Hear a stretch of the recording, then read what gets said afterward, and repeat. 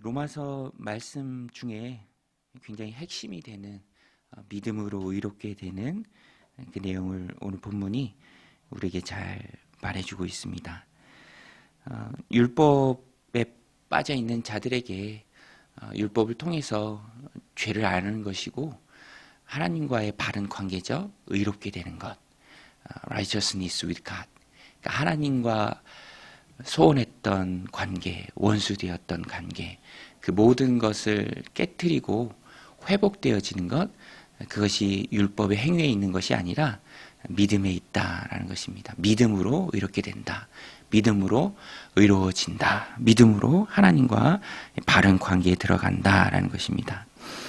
그 핵심에 예수님의 속죄가 있습니다.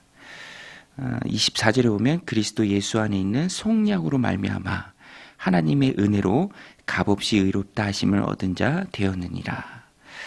성경을 읽다 보면 참 많이 등장하는 말이에요. 속량, 속죄, 구속, 대속, 영어로 redemption, 다 똑같은 말입니다.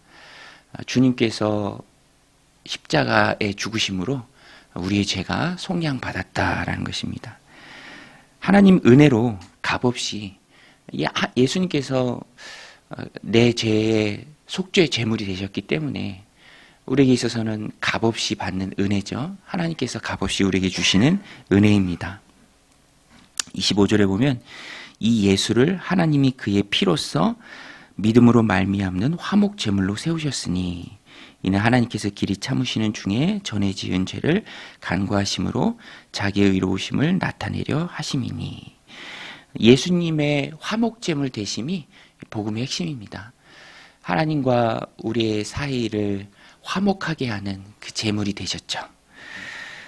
우리 편에서는 값없이 주어진 하나님의 은혜입니다. 그러나 하나님 편에서는 아들을 십자가에 내어주는 큰 희생이 따르는 그만큼 우리를 향한 하나님의 사랑이 크다라는 것입니다. 우리 편에서는 그 값없는 은혜, 하나님 사랑의 온전한 수혜자가 된 것이죠.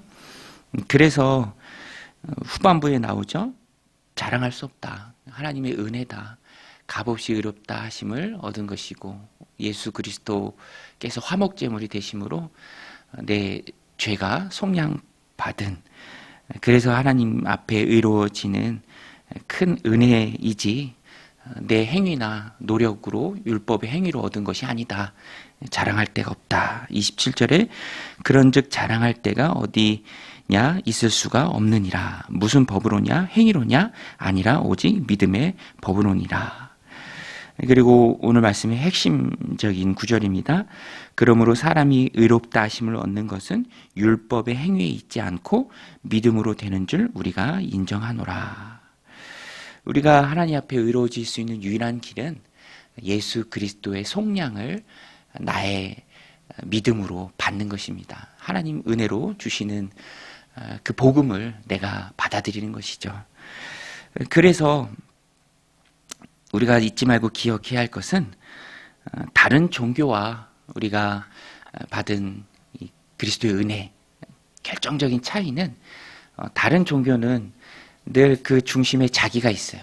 자기가 깨닫든지 자기가 좀 착해지든지 자기가 뭘 좀 체험하든지 항상 그 중심에 나입니다. 그러나 우리 생명의 진리의 말씀, 우리 기독교는 나와는 아무 상관이 없습니다. 예수님이 화목제물이에요. 하나님께서 예수님을 통해서 속량해 주셨습니다. 그 이유는 23절 때문에 그래요. 23절이죠. 모든 사람이 죄를 범하였음에 하나님의 영광에 이르지 못하더니 그리스도 예수 안에 있는 속량으로 말미암아 하나님의 은혜로 값없이 의롭다 하심을 얻은 자 되었느니라. 내가 자랑할 것 아무것도 없습니다. 그래서 우리가 구원을, 속량을, 이 속죄를, 구속을 알아갈 때도 너무너무 중요한 성경의 원리입니다. 나와 상관이 없다. 주님이 이루어 놓으신 일이다. 그래서 내가 교회 다닌 횟수, 내가 봉사한 것, 내가 성경을 읽은 것, 내가 기도한 것 아무 소용 없습니다. 그것이 구원의 길이 아니에요. 그것은 구원받은 이후에 하나님 백성이 올바른 삶이죠. 절대로 이 순서를 바꿀 수 없다라는 것입니다. 그래서 구원이 나에게 걸려 있으면 그것만큼 흔들릴 게 많은 게 없죠. 항상 뭐 기분에 따라 오늘은 구원받은 것 같다가 내일은 구원이 없는 것 같다가, 구원은 하나님 손에 있는 것이고요. 하나님이 만들어 놓으신 방법이고, 예수 그리스도께서 나를 속량하셨다, 속죄하셨다, 화목 제물이 되셨다, 거기에 뿌리를 두어야 한다라는 것입니다. 그러면 율법은 무엇인가? 그러면 예수님으로 인해서 우리가 구원받으니까 율법은 더 이상 필요가 없나? 그렇지 않습니다. 바울이 아주 확실하게 말해주죠. 31절에 보면 그런즉 우리가 믿음으로 말미암아 율법을 파기하느냐? 그럴 수 없느니라. 도리어 율법을 굳게 세우느니라. 율법을 파기할 수 없고 파기해서도 안 되죠. 예수님으로 인해 우리가 구원받지만 예수님이 화목제물 되시고 예수님이 내 죄를 속량해 주셨기 때문에 값없는 하나님의 은혜로 우리가 하나님 앞에 의로움을 얻지만, 그렇다고 율법이 필요 없는 것은 아닙니다. 이유가 무엇이냐면 율법은요, 구원받은 이후에 하나님 백성의 아름다운 삶의 그 모습을 우리에게 알게 합니다. 그리고 또 율법이 예수님께로 우리를 인도하죠. 이정표 같은 역할을 합니다. 몽학 선생이다라고 바울이 갈라디아서에 표현했죠. 율법을 통해서 예수님을 찾을 수 있어요. 그래서 예수님께서도 내가 율법을, 마태복음 5장 17절에 내가 율법이나 선지자를 폐하러 온 줄로 생각하지 말라. 폐하러 온 게 아니요 완전하게 하려 함이라. 그래서 율법의 완성이 바로 예수님이죠. 그래서 율법은요, 그 자체로 하나님 백성의 어떻게 되는가, 그것을 우리에게 이정표처럼 알려주고요. 또 구원받은 자의 아름다운 삶의 목적이 되죠. 여러분, 우리가 출애굽기를 이제 수요일 날 살펴보는데, 하나님께서 출애굽, 구원이죠. 출애굽을 먼저 하세요. 그렇죠? 출애굽을 먼저 하시고 구원하시고 그 다음에 시내산 가서 율법을 받습니다. 너희는 이렇게 살아라. 그러니까 율법을 통해 구원받는 것 아니에요. 그러나 구원받은 하나님의 백성의 삶의 모습에는 율법의 아름다움이 있습니다. 다르게 살라, 거룩하게 살라, 하나님 백성으로 살라. 그래서 베드로전서 2장 9절에도 보면 너희를 어두운 데서 불러내어 그의 기이한 빛에 들어가게 하신 이의 아름다운 덕을 선포하게 하려 하심이라.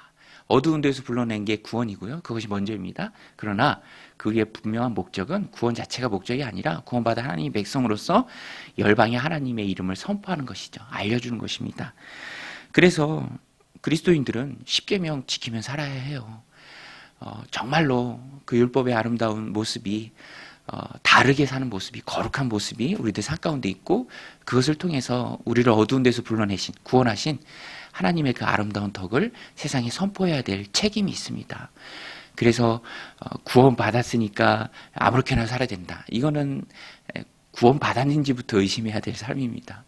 오늘 이 말씀 마음에 새기고 우리가 예수님을 통해서 구원받아야 해요. 나의 의와는 전혀 상관이 없습니다. 그리고 구원받은 하나님의 자녀가 되었다면 나를 어두운 데서 불러내신 그 하나님의 아름다운 덕을 세상에 선포하는 삶을 살아야 합니다. 율법을 굳게 세워야 한다라는 것입니다.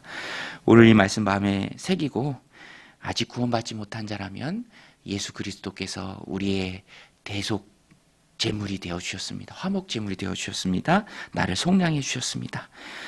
믿음으로 우리는 하나님 앞에 설 수 있습니다. 예수 그리스도를 굳게 믿으십시오. 그리고 구원받은 하나님의 백성이라면 또 율법을 굳게 세워야 합니다. 하나님 백성의 아름다운 모습을 하나님 모르는 자들에게 보여줘야 할 거룩한 책임을 우리가 가지고 있습니다.